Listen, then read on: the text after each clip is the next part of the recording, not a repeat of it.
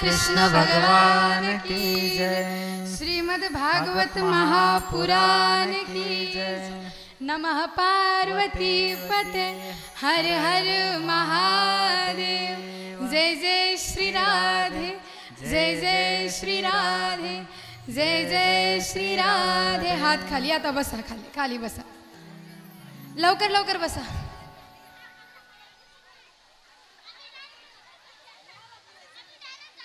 शांती शांती शांती, बोलू नका, शांत बसा, शांतपणे खाली बसून घ्या।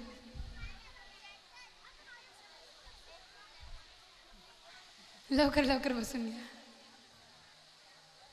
तुम्हाला नाचवणं कमी करायला लागणार आहे वाटतं, अंगातच यायला डायरेक्ट तुमच्या। मला भीती वाटायली तुम्ही नाचताना, एवढं पण नाही अंगात आलं पाहिजे माणसाला की आम्ही स्टेजवर उठून पळून जाऊ। स्टेज सोडून जायची वेळ आली आमच्यावर। लवकर लवकर बसून घ्या।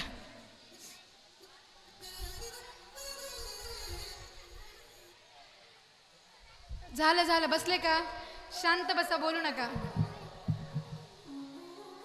बोलू नका, बोलू नका, बोलू नका, शांत बसा, बोलू नका।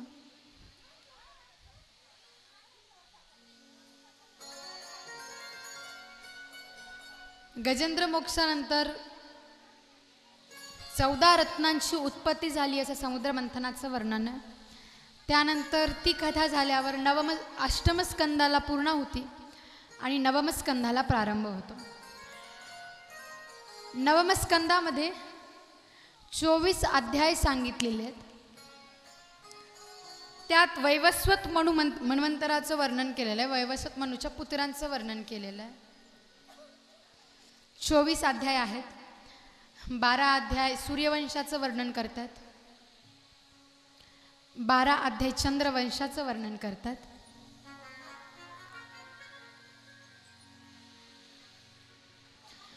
सूर्यवंशाचं वर्णन करत असताना सर्वप्रथम भगवान आदि नारायणांच्या गर्भामधनं ब्रह्माजीची निर्मिती झाली, ब्रह्माजींचा जन्म झाला। ब्रह्माजीचे पुत्र मरीचीचे श्राद्ध देव आणि श्राद्ध देवांपासून पुढं सूर्यवंशाचं वर्णन येतं। सूर्यवंशाचे गुरु वशिष्ठजींना मानलेलं आहे।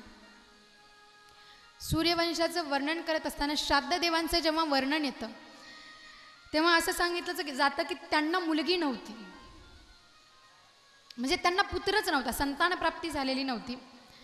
त्यांनी हवन केलं, यज्ञ केलं, यज्ञ नारायणांच्या थ्रू त्यांना पुत्रप्राप्ती झाली।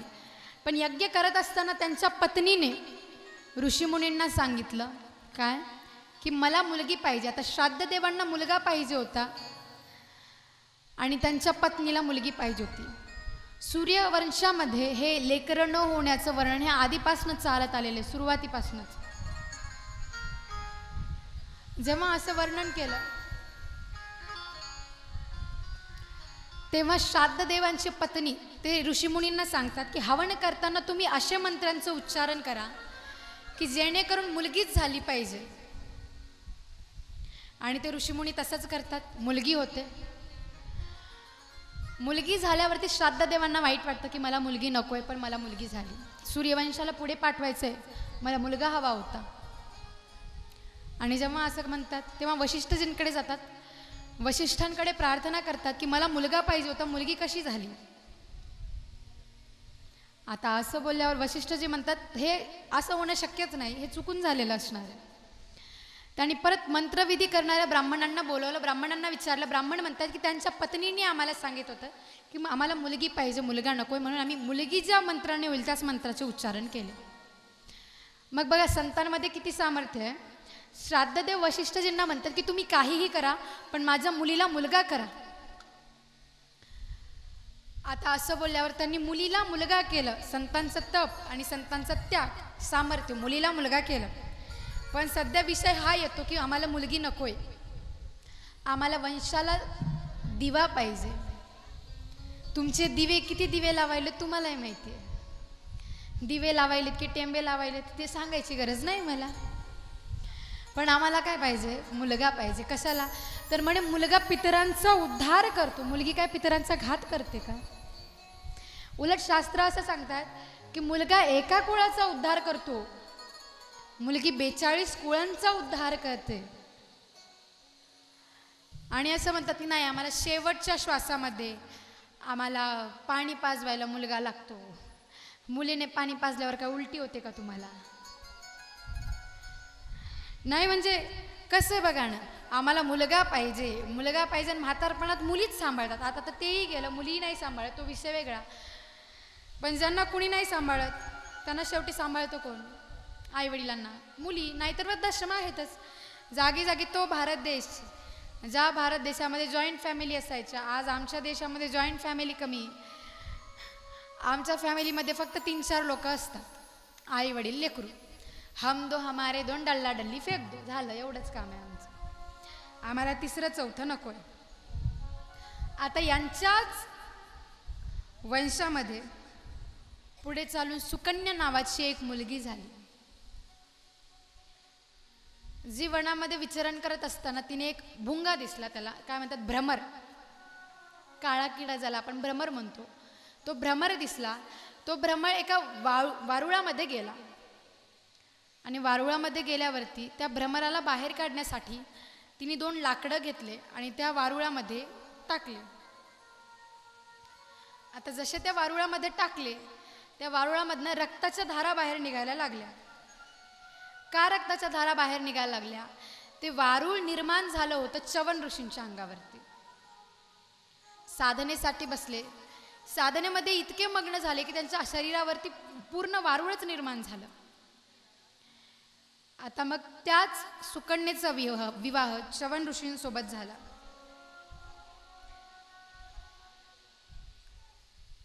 त्यांना रेवत नावाचा मुलगा झाला. सूर्यवंशामध्ये शर्यती नावाच्या राजाचं वर्णन आहे. त्यांच्या मुलाचं नाव रेवत. आणि रेवतांना 100 मुलं होती. किती? 100 मुलं होते.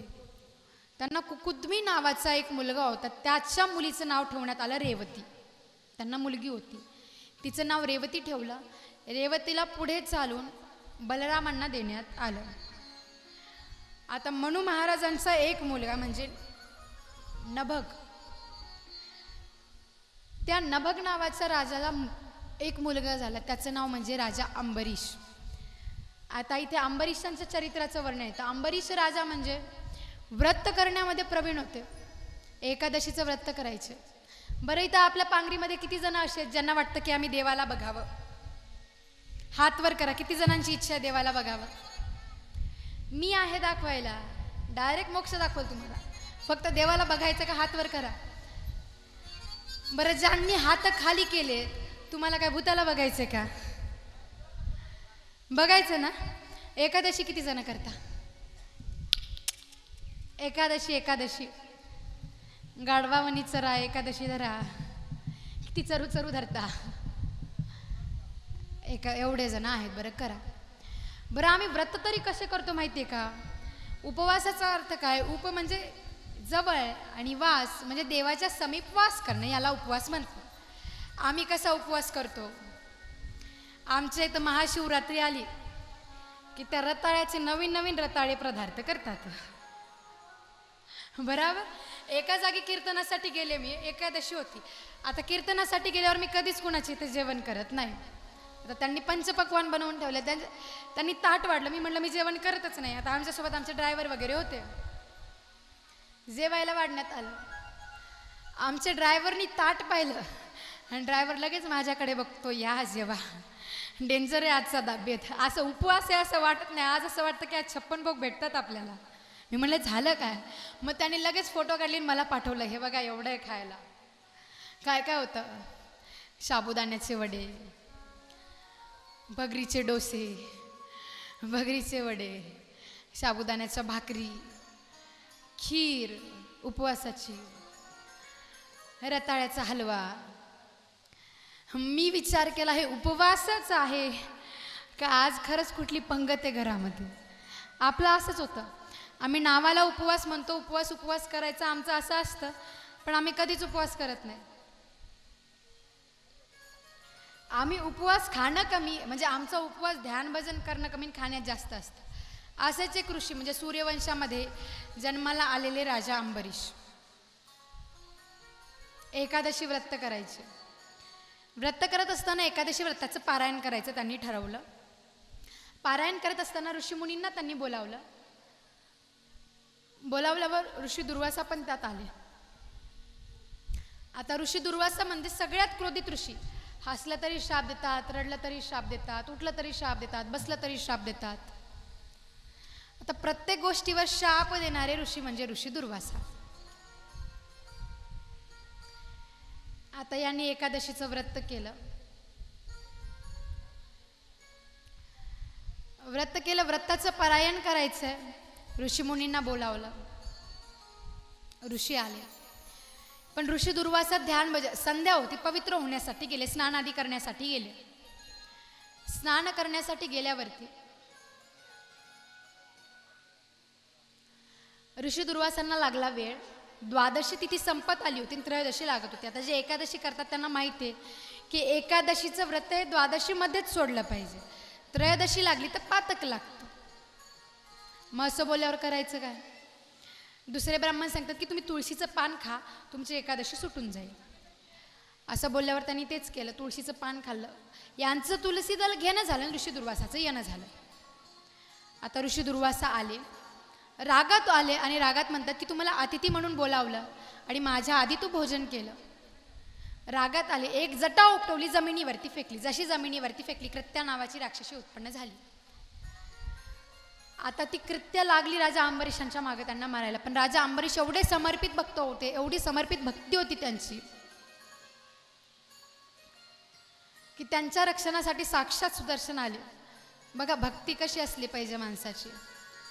4 दिवसासाठी 4 लोकांना दाखवणारी भक्ती नसली पाहिजे. मीराबाईचं चरित्र बघितलं का आपण? त्यांच्या चरित्रामध्ये राजाने विष पाठवलं पाजण्यासाठी. विष का प्याला राजाजीने भेजा, दिवत मीरा हासी रे, पग घुंगरू बांध मीरा नाची रे. किती बरं, किती राजाची मुलगी होती, पण शेवटी ईश्वराच्या चरणी, भगवान श्रीकृष्णांच्या चरणी मन लागलं. सगळा राजपाट त्याग केला. ऐसी लागी लगन, मीरा हो गई मगन. वो तो गली गली गली हरी गुण गाणे लगे. त्यांच्या घरामध्ये एकुलती एक मुलगी होती फक्त, मीराबाई. एकुलती एक. आणि तिने सगळ्या राजसुखांचा त्याग करून प्रभूंचं शरण धरले. काय सामर्थ्य त्या भक्तीमध्ये वर्णन केलेलं आहे.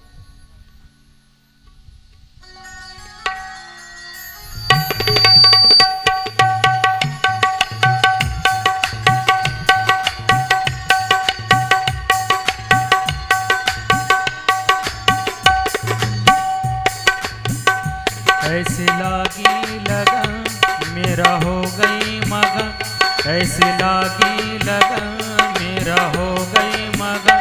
वो तो गली गली हरी गुण गाने लगी, महलों में पली बन के जोगन चली, महलों में पली बन के जोगन चली. मीरा रानी दीवानी कहाने लगी, ऐसी लागी लगन मेरा हो गई मगन.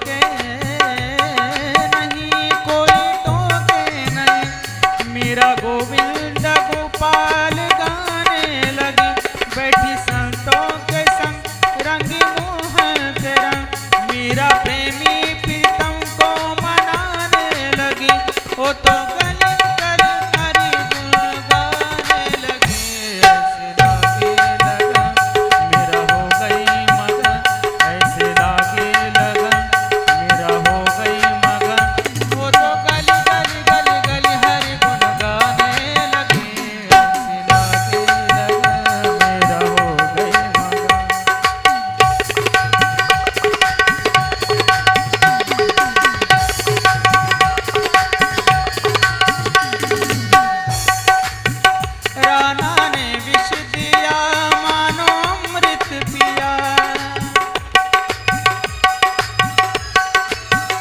राणा ने विष दिया मानो अमृत पिया, मेरा सागर में सरिता समाने लगी, दुख लाखों सहे मुख से बोल कहे, मेरा गोविंद गोपाल गाने लगे, ओ तो गल गल हरि गुण गाने लगे, ऐसे लागे लगा मेरा हो गई मगन, ऐसे लागे लगा मेरा हो गई मगन, ओ तो गली गली गली गली हरि गुण गाने लगे, महलों में पले बन के जोगन चले, महलों में पले बन के जोगन चले, मेरा रानी दीवानी कहाने लगे, ऐसे लागे लगा मेरा हो गई मगन।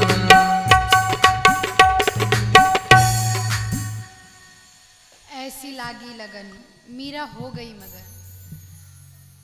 बघा कशी भक्ती होती. राणा ने विष दिया मानो अमृत पिया, मीरा सागर में सरिता समाने लगी. विष पाठवलं राजाने, ते सुद्धा पिलं. आणि भक्ती अशी होती की ते विष साक्षात प्रभू श्री कृष्णांनी पिऊन घेतलं. कोई रोके नाही कोई टोके नाही, मीरा गोविंद गोपाल गाणे लगे. घरातल्यांनी खूप अडवलं, पण शेवटी जेव्हा भक्ती मार्ग धरलाच, घरातल्यांनी अडवलं तेही ऐकलं नाही घरातल्यांचं, आणि भक्ती मार्गावरती लागल्या मीराबाई. पुढे सूर्यवंशामध्ये चालून भगीरथ राजांचं वर्णन येतं. ते राजा भगीरथ, ज्यांनी भगीरथी गंगेचं निर्माण केलं, ज्यांनी गंगेला पृथ्वीवरती आणलं, ते राजा भगीरथ. त्या गंगेचं नाव जान्हवी सुद्धा पडलं. जान्ह नावाचे ऋषी होते. गंगा माता जेव्हा पृथ्वीवरती आल्या तेव्हा त्यांच्या प्रवाहाने त्या ऋषींचा आश्रम वाहून गेलं, म्हणून त्या ऋषींनी गंगा मातेला पिऊन घेतलं आणि त्यांच्या कानातनं परत गंगा मैया बाहेर निघाली, म्हणून गंगा मैयाचं नाव जान्हवी सुद्धा पडलं. पुढे चालून सूर्यवंशामध्ये ऋतुपर्ण झाले. ऋतुपर्णाचे सौदारचे अस्मतचे नारी कवचचे खंडवा, त्यांचे दीपकांचे रघुचे अज आणि रघुंचे अज आणि अजांचे राजा दशरथांचे प्रभू श्रीरामांचा जन्म बघा, किती सुंदर वर्णन केले त्यांच्या जन्माचा. त्या काळात आपण म्हणतो की त्या काळात वेळ नव्हता, तिथी नव्हती, कॅलेंडर नव्हते. शास्त्रांनी तिथी वेळ प्रत्येक तिथीसोबत वर्णन केले प्रभूंच्या जन्माचं. काय की नवमी तिथी मधुमास पुनीता, शुक्ल पक्ष अभिजित हरिप्रीता, मध्य दिवस अति शीतन घामा, पावन काल लोक विश्राम. नवमी तिथी होती, मधुमास चैत्र मास, शुक्ल पक्ष अभिजित नक्षत्र, मध्य दिवस म्हणजे 12चा वेळ, दुपारची वेळ, अति शीतन घामा, पावन काल लोक विश्रामा. प्रभू श्रीरामांचा जन्म झाला.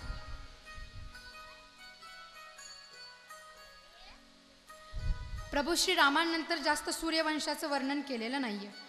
मग डायरेक्ट चंद्रवंशाचं वर्णन आलं, कारण प्रभूंना 2 मुलं झाले, लवकुश. लवचा वंश वाढला नाही, कुशचा वंश वाढला, आणि त्यानंतर सूर्यवंशाला स्थगित झालं असं वर्णन येतं. आता इथे चंद्रवंशाचं वर्णन आलेलं आहे. चंद्रवंशामध्ये प्रभू श्री नारायणांच्या नाभीमधनं ब्रह्माजीची उत्पत्ती झाली. बघा, सूर्यवंशाची निर्मिती सुद्धा ब्रह्माजीपासूनच आहे, आणि चंद्रवंशाची निर्मिती सुद्धा ब्रह्माजीपासूनच आहे, आणि ब्रह्माजीची निर्मिती नारायणांपासून आहे. म्हणजे काय, आपला जर शेवट काढायला गेलं का, आपण सगळे एकाच ईश्वराचे, कुळ एक, जातही एकच निघणार, धर्मही एकच निघणार आपला, फक्त आम्ही वाटल्या गेलो. ही व्यवस्था जी आम्ही केली जातीची, तुझी जात छोटी आमची मोठी, शास्त्रांनी कधीच जातीचा भेद केला नाही. कारण शास्त्रामध्ये सूर्यवंशाचं चंद्रवंशाचं वर्णन आलं. नारायणापासनं आणि नारायणांच्या नाभिकमळामधून कोणाचा जन्म झाला, तर त्यांच्या नाभिकमळामधनं ब्रह्माजीचे अत्रीचे चंद्र आणि चंद्राचे बुध, इथून चंद्रवंशाचं वर्णन येतं. आणि त्याच चंद्रवंशामध्ये पुढे चालून झाले वासुदेव आणि कंसांची घनिष्ठ मैत्री होती.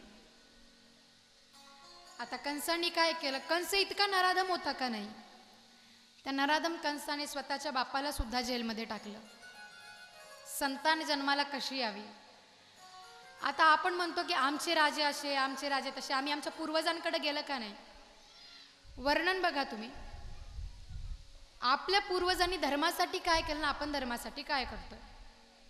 ज्या औरंग्याचं नाव आम्ही घेतो बघा ना, आम्ही ज्या औरंग्याला आमच्या संभाजी महाराजांशी कम्पेअर केलं, तो औरंग्या ज्याने राजपाठासाठी स्वतःच्या बापाला जेलमध्ये टाकलं, तो औरंग्या ज्याने स्वतःच्या भावाला मारलं. आणि इकडे आम्हाला काय शिकवलंय की त्या औरंग्याचं चरित्र आम्हाला जास्त सांगितलं गेलं. आणि इकडे आमचे प्रभू श्रीराम ज्यांनी सगळ्या राजपाठाचा त्याग केला, प्रत्येक गोष्टीचा त्याग केला, वडिलांच्या वचनासाठी राजपाठाचा त्याग केला, भावाला राजपाठ भेटावा म्हणून. एवढं सुंदर वर्णन येतं आपल्या धर्मामध्ये. आणि वासुदेवांचे मित्र म्हणजे कंस. आता धावत्या वेळेमध्ये सगळं डायरेक्टच घ्यावं लागतंय कारण वेळ कमी आहे. 3:10 झालेत, 4ला कथा संपवायची. मला लगेच उदगीरकडं देगलूरकडं नाही, उदगीर का देगलूर, उदगीरकडं कीर्तनाला जायचं आहे. आता लांब आहे कीर्तन, मला लवकरच निघावं लागणार आहे. त्याच्यामुळे सगळं आटपतं घ्यावं लागतं. काय करणार. आणि कथेला आपल्याला टाईम पण 3 तासाचा भेटला आहे. 3 तासामध्ये किती कथा सांगल्या जाणार. 18,000 श्लोक आहेत का, कमीच श्लोकाचं वर्णन येतं, जास्त श्लोकांचं वर्णन पण करण्यात जात नाही. म्हणून डायरेक्ट आपण वासुदेवांकडे आलो. वडिलांनाही सोडलं, त्यांच्या कंसाच्याही वडिलाला सोडलं, कारण आता आपला कृष्ण जन्माकडे वळायचं आहे, ज्याच्यासाठी एवढ्या तयारीने आपण आलो. एका दिवशी कंसाने विचार केला की माझी बहीण, चुलत बहीण देवकी युवा झाली आहे, उपवर झाली आहे, तिचं लग्न केलं पाहिजे. म्हणून कंसाने वासुदेवांसोबत कुंतीचं लग्न करायचं ठरवलं. देवकीचं लग्न करायचं वासुदेवांसोबत ठरवलं. वासुदेव देवकीचं लग्न लावलं. आता जगामध्ये कंसाची छाप अशी पडलेली, कंसासारखा नराधम व्यक्ती दुसरा कुणीच नाही. म्हणून काय केलं, कंसाने विचार केला, लोकांना थोडं वाटलं पाहिजे की आम्ही पण मयाळू आहो, मी पण दयाळू आहे. म्हणून कंसाने काय केलं, स्वतः देवकी मातेला सोडण्यासाठी गेला. रथ देवकी मातेचा स्वतः कंस चालवत होता. रथ चालवताना आकाशवाणी झाली की हे कंसा, तुझ्या बहिणीला एवढ्या आदरातिथ्याने, एवढ्या प्रेमाने तिची बिदाई करतोय का नाही, तुझ्या त्याच बहिणीचा 8वा गर्भ तुझा काळ होणार. कंसाला राग आला. कंसाने देवकी माताची केस धरले आणि तिला ओढलं. आता तो देवकी मैयाला मारणार, तेवढ्यात वासुदेवजी आडवे येतात आणि कंसाला म्हणतात की राजन, तुम्ही शूरवीर आहात आणि वीरांना स्त्रियांवरती हात उचलणं शोभत नाही. मला जेवढेही बाळ होतील मी तेवढे बाळ तुम्हाला देईल, पण माझ्या पत्नीला काही करू नका. आता असं बोलल्यावर कंसाला वाटलं ठीक आहे, चला हा देतो म्हणतोय ना. आणि तसंही देवकी माझी दुश्मन नाहीच आहे. देवकीचा 8वा गर्भ, 8वा मुलगा मला मारणार आहे. सोडलं. पण नुसतं सोडलंच नाही, देवकी आणि वासुदेवला दोघांनाही कारागृहामध्ये टाकलं. आता कारागृहामध्ये टाकल्यावरती मैयांना गर्भ राहिला. देवकीला पहिला गर्भ, बाळ झालं. बाळ घेतलं वासुदेवांनी, कंसाजवळ नेलं आणि कंसाजवळ दिलं. कंस म्हणतो, आता कंसाची बुद्धी पलटली, तो सुबुद्धीचा झाला आणि कंस बोलायला लागला की देवकीचा 8वा गर्भ मला मारणार आहे, हा तर पहिला आहे, ह्याची माझी काहीच दुश्मनी नाही आहे, ह्याला तू घेऊन जा. आनंदात वसुदेव इकडे घेऊन येतात. परत झालं असं, नारदजी म्हणतात की याचा पापाचा घडा भरवायचा, तर याचे पाप वाढवले पाहिजे आपण. नारदजी येतात, काडी करायची काहीतरी. नारदजी एक 8 पानाचं, 8 पाकळ्यांचं कमळ घेऊन येतात. शांत बसा. 8 पानांचं म्हणजे कमळ घेऊन येतात. 8 पाकळ्यांचं कमळ घेऊन येतात आणि कंसाला म्हणतात की याचं पहिली कळी कुठली. आता असं विचारल्यावर कंस विचारातच पडला की पहिली पाकळी कुठली, दुसरी कुठली. कारण फुलाच्या आपण पाकळ्या मोजायला गेल्या का पहिली शेवटची येऊ शकते, शेवटची ही पहिली येऊ शकते. कंसाला कळालं की 8वा गर्भ हा प्रथमही असू शकतो, प्रथम गर्भ हा 8वाही असू शकतो. मग असा विचार केला कंस. गेला देवकी मैयाकडे, लगेच बाळाला घेतलं आणि बाळाला मारून टाकलं. पहिला, दुसरा, तिसरा, चौथा, 5, 6 बाळ मारले देवकी मैयाचे कंसाने. 7व्या गर्भाचं जेव्हा वर्णन आलं तर 7व्या गर्भामध्ये साक्षात संकर्षण भगवान म्हणजेच बलराम शेष नारायण गर्भामध्ये आले. मायेच्या योग मायेच्या सहाय्याने प्रभूंनी त्यांना रोहिणी मैयेच्या गर्भामध्ये, ज्या की वसुदेवाच्या पत्नी होत्या.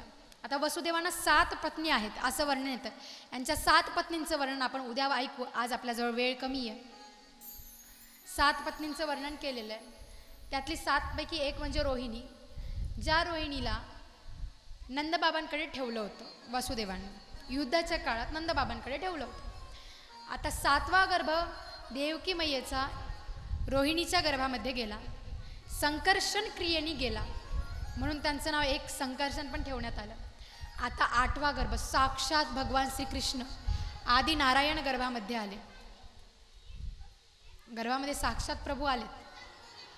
माता देवकीचं ओज तेज वेगळंच दिसतंय. दिव्य आत्मा दिसायला लागल्या देवकी मैया.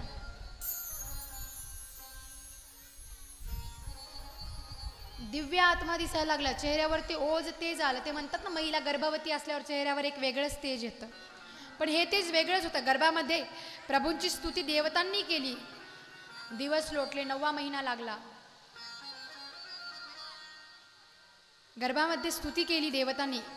तो परम पावनमयी तिथी जवळ आली जेव्हा प्रभू श्रीकृष्णांचा जन्म होणार. मंगलमयी अशी तिथी प्रारंभ झाली. प्रभूंनी जन्म घेण्याआधी प्रभू प्रगट झाले. चतुर्भुज रूपामध्ये प्रगट झाले.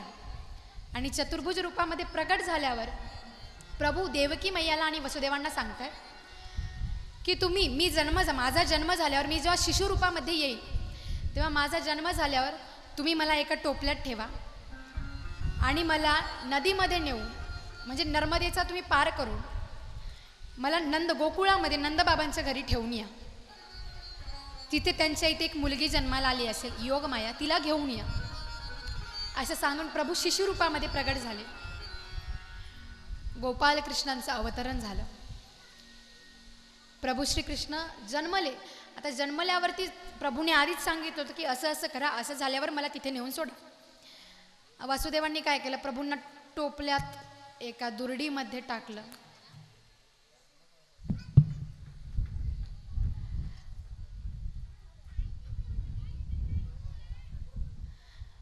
वसुदेवांनी भगवान श्रीकृष्णांना एका दुर्डीमध्ये टाकलं, टोपल्यामध्ये टाकलं, डोक्यावर घेतलं. आणि जसं प्रभूंना डोक्यावरती घेतलं तसे वसुदेवांचे हाताचे जे बंधन होते की नाही, जे लोखंडांनी बांधलेलं होतं, साखळ्यांनी प्रभूंना बांधलेलं होतं,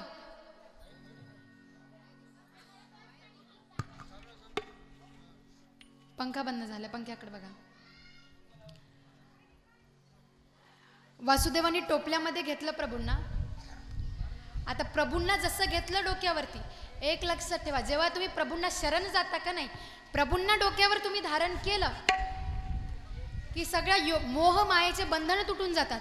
तशीच सगळी बंधनं तुटून गेली. साखळ्या बांधलेल्या होत्या, सगळ्या साखळ्या तुटून गेल्या. सगळे योगनिद्रेमध्ये झोपी गेले. कंसाचे दूत सगळे झोपले. इकडे वसुदेव घेऊन येत आहेत भगवान श्रीकृष्णांना, घेऊन येतात, बाहेर निघाले. निघताना प्रभूंना घेऊन वासुदेवांनी नदीमध्ये प्रवेश केला. नदी ओलांडायची. ओलांडताना नदीचं पाणी एवढं उसळत होतं, नदीला वाटलं, त्या गंगा मैयाला वाटलं, त्या नदीला वाटलं की प्रभू आलेत, माझ्याकडून जात आहेत प्रभू, तर प्रभूंचे चरण स्पर्श केले पाहिजे. शेष नारायण साक्षात छत्ता बनून मेघ बरसत होते. शेष नारायण छत्री बनून शेष नारायण प्रभूंचा मागे. नर्मदा मैयाने प्रभूंच्या चरणाला स्पर्श केला आणि वाट दिली. इकडे वसुदेव भगवान श्रीकृष्णांना घेऊन गोकुळामध्ये येत आहेत. आमचे भगवान श्रीकृष्ण जरा लेट यायलेत, काय करणार. आता ते सरकार आहेत आमचे, त्यांची वाट बघावीच लागते आम्हाला. शिरोमणी आहेत आमचे. मुलीचा पाय धरला आणि जसा तिला जमिनीवरती पटकणार, त्या मुलीची एक दिव्य देवी रूपामध्ये प्रागट्य झाली आणि ती सांगते, कंसा नराधमा, तुला मारणारा देवकीचा 8वा गर्भ, त्याने जन्म घेतलेला आहे. आता कुठे जन्म घेतला हे ॲड्रेस जेव्हा कंसाने विचारला तेव्हा ती योगमाया काय म्हणते, ती देवी काय म्हणते कंसाला, तुला डिटेलमध्ये सांगायला मी काय तुझे नौकर नाही, आदिशक्ती आहे मी, बघून घे तुला तुझं काय बघायचं. आता कंसाला घाम सुटायला लागला. करायचं काय, जन्म झालेला आहे माझ्या दुश्मनाचा, कसं वर्ण सांगितलेलं आहे, की तुझा दुश्मन असणार कसा, भगवान श्रीकृष्ण असणार कसे, काळे असणार, सावळा रंग असणार. आता कंस इतका घाबरायला लागला की त्याला जिथे कुठे काळं दिसलं त्याला काळं नकोच होतं. कुणाच्या डोळ्यातलं बुबुळ जरी पाहिलं तर तो डायरेक्ट मारायचा त्याला. इतका घाबरायला, जिथे पाहिलं तिथे कृष्ण. आणि इथे भगवान श्रीकृष्णांना घेऊन वासुदेव इकडे नंद बाबांच्या इथे पाहिलं सकाळी, सगळे झोपेमध्ये. नंद बाबांची बहीण सुनंदा बघते की माझ्या वहिनीच्या शेजारी, यशोदांच्या शेजारी एक सुंदर असा बालक झोपलेला आहे. आणि इकडे धावतच नंदबाबाकडे गेली आणि नंदबाबाला म्हणते की तुम्हाला मुलगा झाला. नंदबाबांनी गळ्यातले हातातले सगळं सोन्याचे दागिने काढले आणि तिला दिले. आणि प्रभू श्री कृष्णांचा जन्मोत्सव साजरा करण्यात आला. सजा दो घर को गुलशन सा, सजा दो घर को गुलशन का, मेरे सरकार आए हैं. सजा दो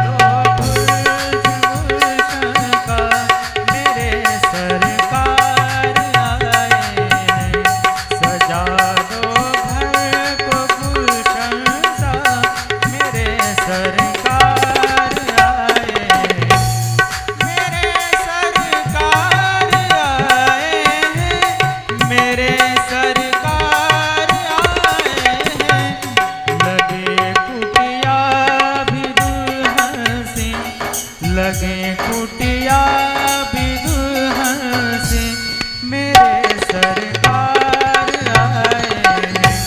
सजा दो घर को गुलशन सा, मेरे सरकार आए हैं.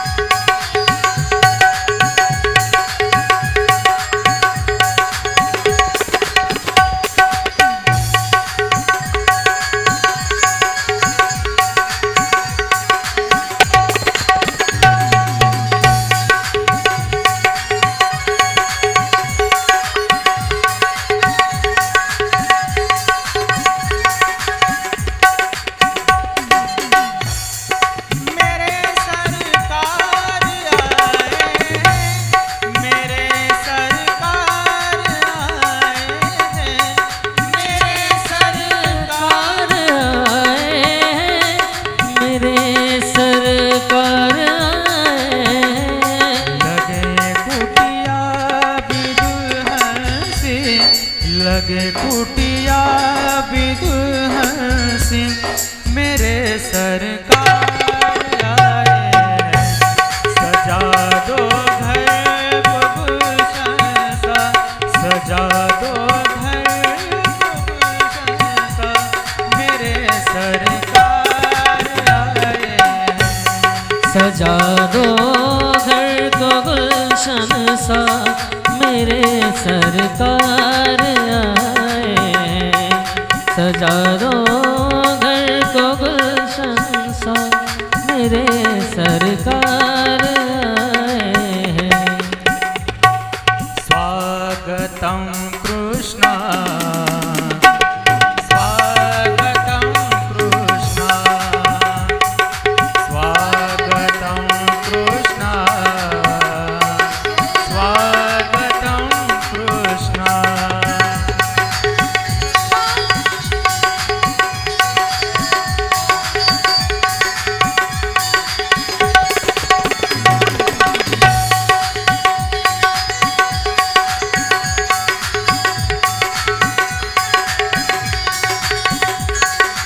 स्वागतं कृष्ण, स्वागतं सुस्वागतं, स्वागतं कृष्ण, स्वागतं कृष्ण, स्वागतं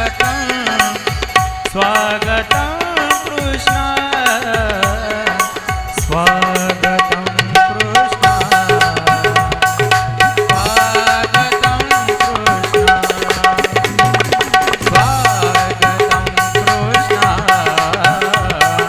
स्वागतं कृष्ण.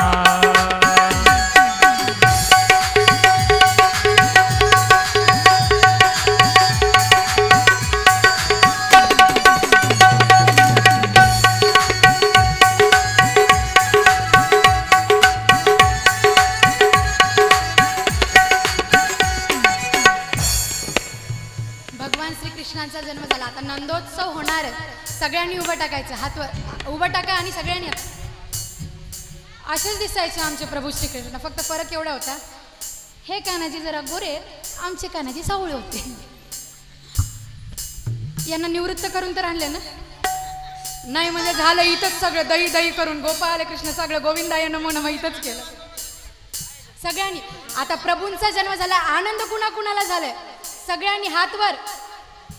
किती सांगू मी सांगू कुणाला, किती सांगू मी सांगू कुणाला, किती सांगू मी सांगू कुणाला, आज आनंदी आनंद झाला, आज आनंदी आनंद झाला. किती सांगू मी सांगू कुणाला, किती सांगू मी सांगू कुणाला, आज आनंदी आनंद झाला, आज आनंदी आनंद झाला, आज आनंदी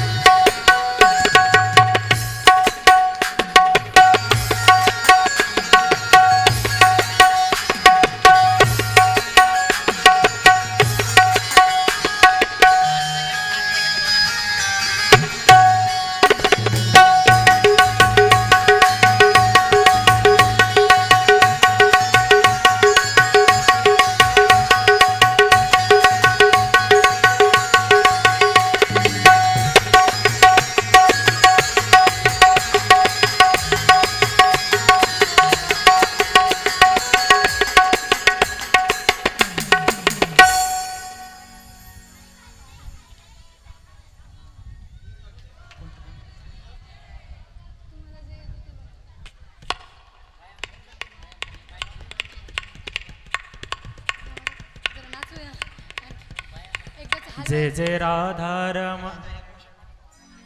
बसायचं नाही आता, पाळणा म्हणायचं आहे. कोणीतरी या, एक जण पुढे. एकच पाळणा घ्यायचा, जास्त नाही. एकच पाळणा, जास्त नाही. परत येत नाही म्हणे.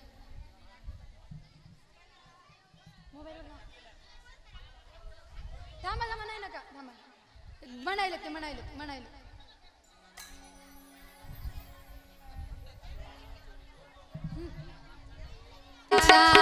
अंगणी बाई सोन्याचा हलवाना कोणी डोलवाना, हलवाना कोणी डोलवाना. नंदाच्या अंगणी बाई सोन्याचा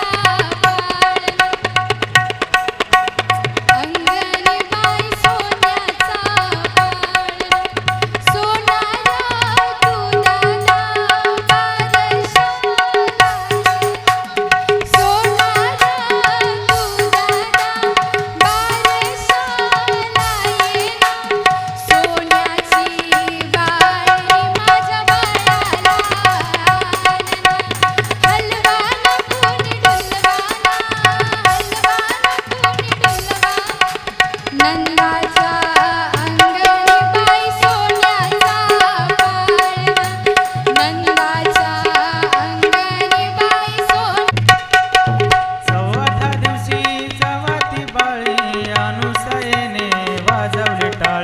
कृष्ण जन्माला यमुना टाळी झोपाळा जोरे जो.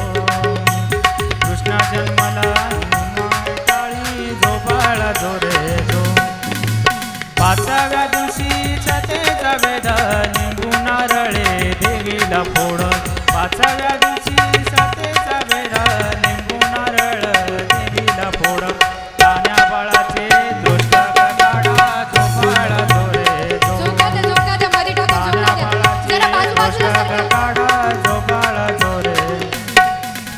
सहाव्या दिवशी कालीचा मार राधा कृष्णाला घाला तेवार.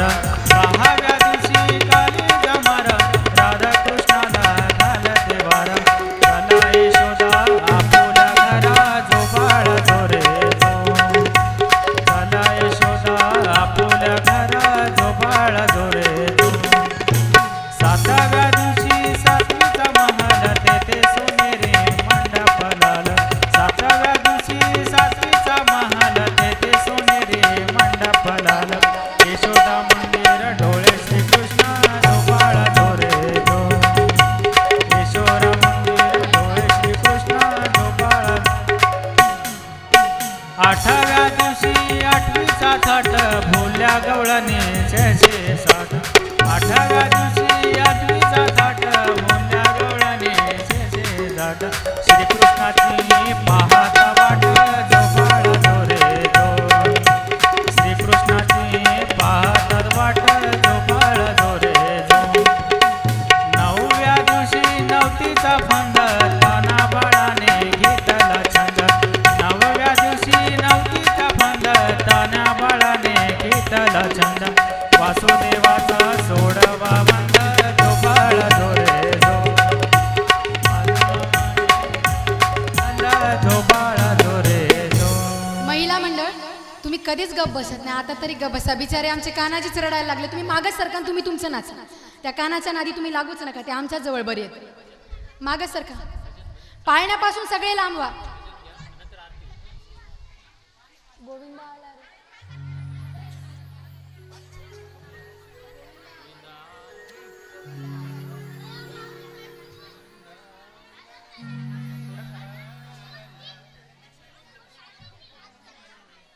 शांत शांत सगळे पाळण्यापासून सगळे लांबा. पुढचे सगळे मागे जा, लवकर लवकर.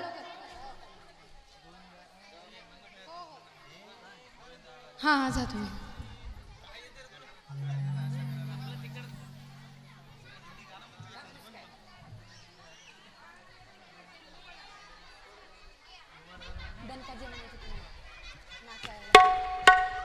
गोविंदा आला रे आला, जरा मटके संभाल ब्रजवाला. गोविंदा आला रे आला, जरा मटके संभाल ब्रजवाला. अरे 2 3 4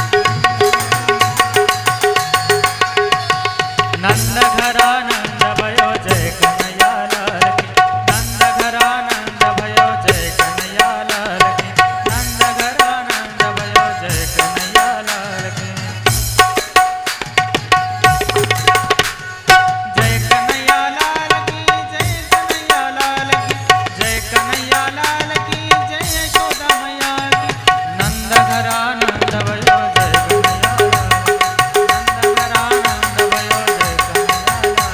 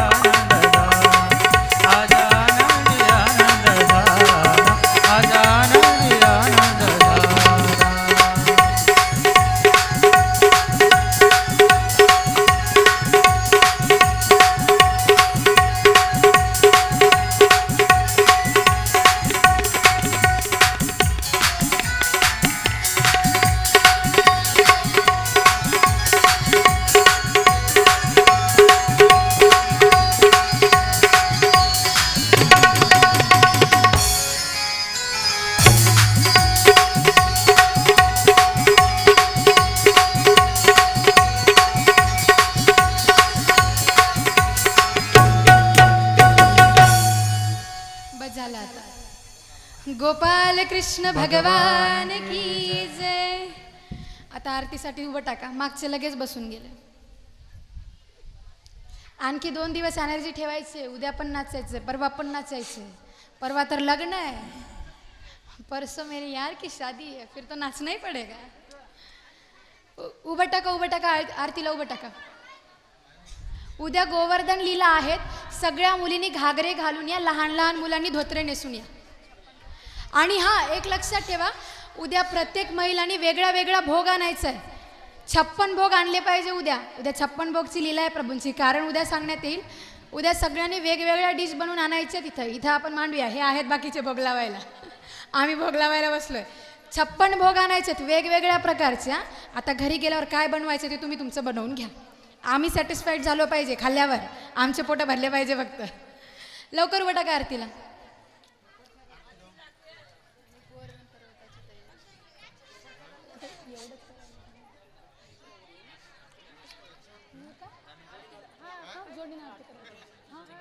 आरती जोडीनच करायला लागते.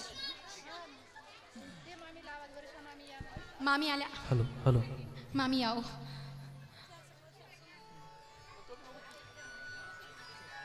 ए तुम्ही कशाला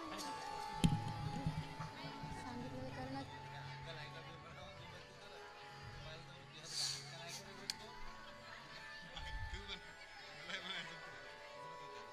2 शब्द बोला. प्रभू बोला काहीतरी. आओ काहीतरी बोला.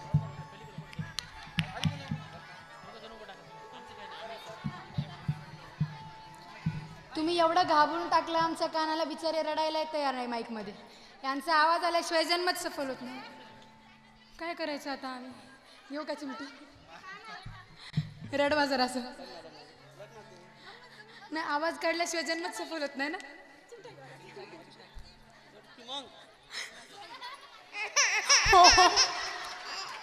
झाला झाला जन्म झाला. नाही नाही नाही नाही नाही.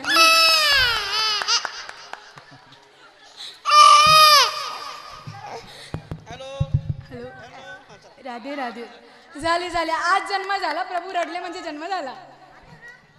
लावा दिवे.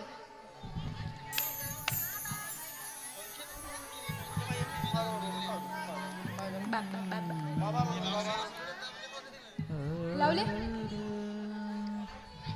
उद्या गोवर्धन पर्वत होणार आहे पुण्याच्या इथं. ते काय म्हणतात कोंबड्याला ज्याच्या खाली बांध करतात त्याला काय म्हणतात? डालग. डालगच ना. हा ते आहे का? कुणाच्या इथं असेल तर आणून द्या. त्याला गोवर्धन पर्वत बनवायचं उद्या. उद्या असा घोळ काही करू नका. सगळं झाल्यावर कथेमध्ये सगळं रेडी करायचं. हां ते आपण नंतर बोलू. लावले दिवे. ओम सहस्रांताय सहस्रमूर्ते सहस्रपादाय शिशिरोर भावे सहस्रनामे पुरुषाय शाश्वते सहस्रकोटि विधारिणे नमः. श्री भागवत भगवान की है आरती, पापियों को पाप से है तारती. श्री भागवत भगवान की है आरती, पापियों को पाप से है तारती. ये अमर ग्रंथ ये मुक्ति पंथ, ये पंचम वेद निराला, नव ज्योति जलाने वाला. ये अमर ग्रंथ ये मुक्ति पंथ, ये पंचम वेद निराला, नव ज्योति जलाने वाला. हरि नाम यही हरि धाम यही, हरि नाम यही हरि धाम यही, यही जग मंगल के आरती, पापियों को पाप से तारती. श्री भागवत भगवान की है आरती, पापियों को पाप से तारती.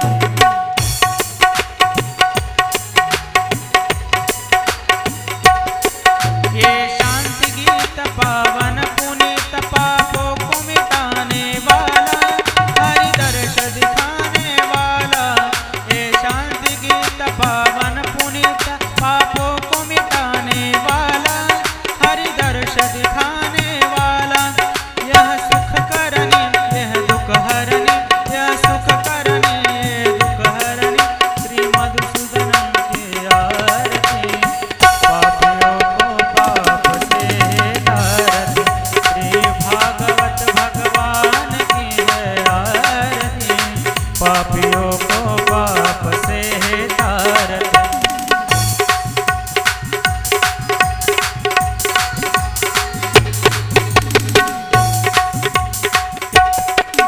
ये मधुर बोल जगपंद खोल, सन्मार्ग दिखाने वाला, बिगड़ी को बनाने वाला. ये मधुर बोल जगपंद खोल, सन्मार्ग दिखाने वाला, बिगड़ी को बनाने वाला. श्री राम यही घनश्याम यही, श्री राम यही घनश्याम यही, ये प्रभु की महिमा आरती, पापियों को पाप से तारती. श्री भागवत भगवान की है आरती, पापियों को पाप से तारती, पापियों को पाप से तारती. आरती सद्गुरु प्यारे की, भक्त जन तारन हारे की. आरती सद्गुरु प्यारे की, भक्त जन तारन हारे. छटा सद्गुरु की मन मोहे, नयन अमृत वर्षे सोए. छटा सद्गुरु की मन मोहे, नयन अमृत वर्षे सोए. ललिता विभाग मस्त है चाल, कष्ट सब तारन हारे की. आरती सद्गुरु प्यारे की, आरती सद्गुरु प्यारे की, भक्त जन तारन हारे की. किया जप ब्रह्म ज्ञान पाया, दूर भागे सारी माया. किया तप ब्रह्म ज्ञान पाया, दूर सारी माया. बाट पे ज्ञान मिटे अज्ञान, तत्व दर्शावन वारे की. आरती सद्गुरु प्यारे की, सब जग फिरते रहते आप,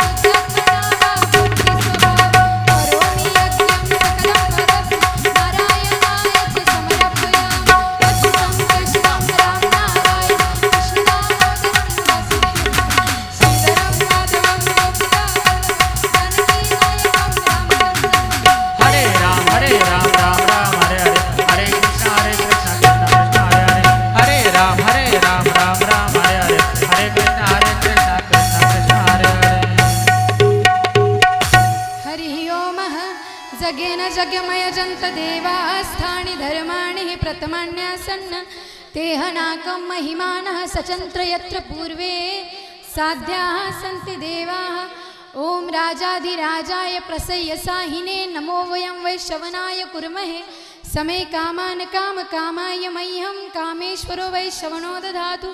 कुबेराय वैश्रवणाय महाराजाय नमो नमः। ओम स्वस्ति साम्राज्यं भोज्यं स्वराज्यं वैराज्यं पारमेष्ठ्यं राज्यं महाराज्यमाधिपत्यमेन समंत पर्याय स्यात् सार्वभौम सार्वायुष अंतर्धा पर पृथिव्ये समुद्र पर्यंता एकराळिति तदप्येय श्लोको भिगीतो मरुतः परिवेष्टारो मरुतस्य वसनग्रहे आवीक्षितस्य कामा प्रेरे विश्वे देवा सभासदैति। ओम एकदन्ताय विद्महे वक्रतुंडाय धीमहि तन्नो दन्ति प्रचोदयात्।